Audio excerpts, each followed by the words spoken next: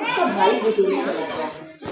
भाई के विदेश जाने के बाद भाभियों ने सताना को परेशान करना शुरू कर दिया। एक बार भाभियों ने सताना से कहा कि जाओ और इस छलनी में नदी से पानी भर के ले आओ। सताना ये सुनकर बहुत परेशान हो गई। वो सोचने लगी कि भला छलनी में पानी कैसे भरे।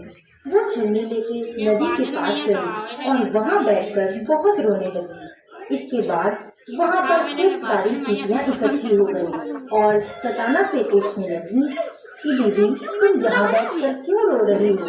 तो उसने कहा कि मेरा भाई था जो मुझसे बहुत प्यार करता था।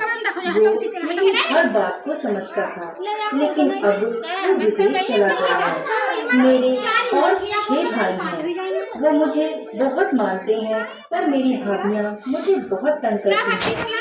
उन्होंने कहा कि जाओ और जाकर इस छलनी में पानी भर के ले आओ। अब तुम ही बताओ भला छलनी में पानी कौन भरता है।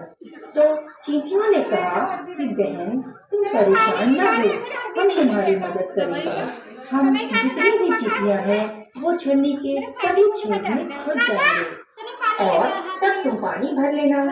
तब सारी चींटियां छलनी के छेद में घुस गईं, जिससे सारे छेद बंद हो गए और सताना ने उस छलनी में पानी भर लिया और पानी नहीं गिरा। फिर उन्होंने पानी घर तक पहुंचा दिया। भाभियों ने देखा कि वो छलनी में पानी भर कर ले आई है। तब दूसरे दिन उनकी भाभियां कहने लगी कि जाओ और जंगल से लकड़ियां लेकर आओ, बिना रस्सी और बिना गांठ के पूरा गट्ठर लेकर आना। तब वो जंगल चली गई और वहाँ बैठकर बहुत रोने लगी।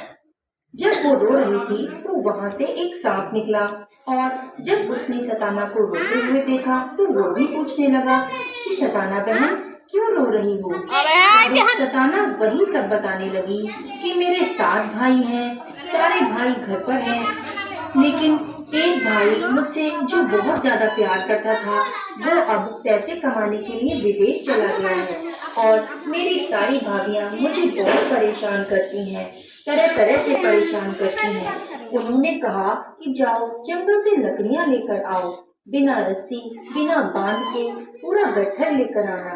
अब तुम ही बताओ कि लकड़ियों का गट्ठर बिना बांध के बिना रस्सी के मैं कैसे लेकर जाऊँ। तो वो सांप कहने लगा कि परेशान मत हो, तुम लकड़ियाँ इकट्ठा करो और मैं उसमें लिपट जाऊंगा। फिर तुम उसको सिर पर रख लेना और घर पर पहुंचा देना। फिर सताना ने ऐसा ही किया। उसने जंगल से लकड़ियाँ इकट्ठी की और उसने गट्ठर को सिर पर रख लिया। उसमें नाग देवता लिपट गए और वो लकड़ियाँ